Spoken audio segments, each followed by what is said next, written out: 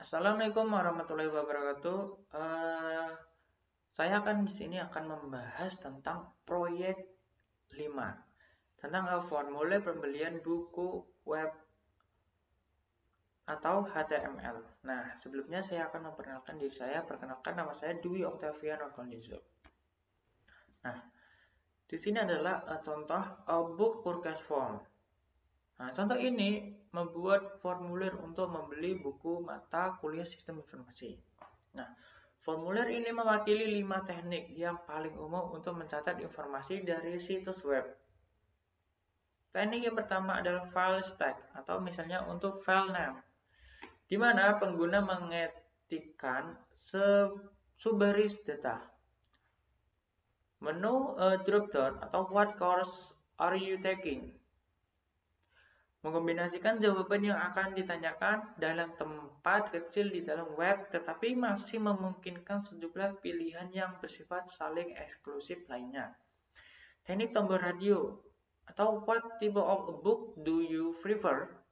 Sesuai jika beberapa pilihan yang saling eksklusif ditampilkan. Kotak cek atau what else you like? Serupa dengan tombol radio, tetapi pengguna dapat memilih satu atau lebih pilihan. Teknik input yang terakhir pada contoh ini adalah kotak sel untuk mengisi komentar. Nah, teknik ini memungkinkan pengguna untuk memasukkan beberapa baris data dalam satu input. Nah, ini adalah bagian-bagian formulir. Contohnya seperti ini, seperti gambar. Nah, untuk dari gambar di samping kita dapat melihat bahwa permintaan akan nama dan alamat email termasuk dalam sebuah tabel. Baris 13 dan 17 adalah perintah-perintah yang menangkap input untuk nama dan alamat email pengguna. Nah, untuk baris 23 dan hingga 29 menunjukkan pilihan-pilihan ditentukan. Siswa melihat judul mata kuliah misalnya Introducing to MES atau Introducing Visual Basic dan System Analysis and Design. Menu dropdown juga disebut juga kotak pilihan karena memberikan pengguna daftar pilihan yang bersifat saling eksklusif. Nah, untuk bagian selanjutnya dari formulir menanyakan adalah siswa tersebut lebih menyukai buku besar atau bekas atau baru. Nah, untuk perhatikan 4 fitur penting, misal jenis file, nama file, nilai file, dan kata pilihan atau use. Nah, perhatikan value pada baris 33. Ketika lingkaran tersebut kata use dipilih, formulir tersebut memberikan nilai O pada file prefer. Penggunaan halaman web tersebut memiliki kata use. Tetapi formulir tersebut memiliki nilai U. Ketika lingkaran tersebut dipilih, kata checked pada baris 33 menyebabkan halaman web untuk memiliki pilihan use dari awal.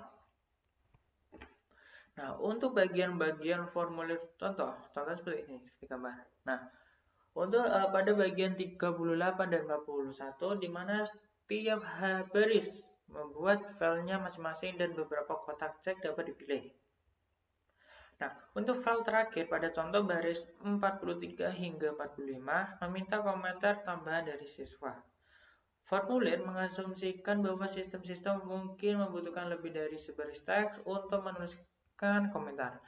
Area teks digunakan untuk komentar seperti ini.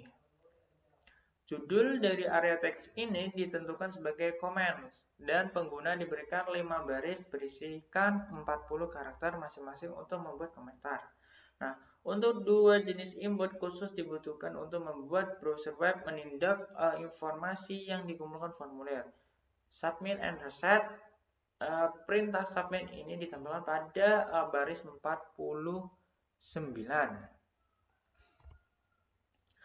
Bagaimana cara menyimpan? Contohnya seperti gambar ini. Nah, langkah-langkahnya untuk menyimpan contoh yaitu masukkan nama file seperti book.html. Nah, jenis file yang dipilih yaitu save as. Save as tipe haruslah all file. Lalu mengkodean harus di-set ke ANSI.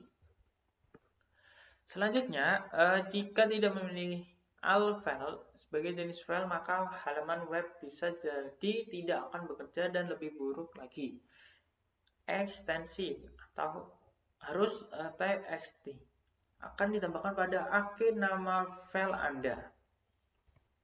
Nah, untuk melihat halaman web, nah, bagaimana caranya? Yaitu dengan membuka browser web, lalu klik file, kemudian open, klik nama file, terus klik tombol OK. Nah, untuk selanjutnya, jika Anda perlu membuat beberapa perbaikan, pilihlah editor Notepad lagi. Editlah kode HTML dan simpanlah dokumen tersebut. Nah, untuk setiap kali penyimpanan file HTML menggunakan Notepad, pastikan jenis file adalah all files, bukan lagi browser, dan pilih view diikuti subperintah atau refresh. Nah, untuk sekian penjelasan untuk saat ini. Terima kasih. Wassalamualaikum warahmatullahi wabarakatuh.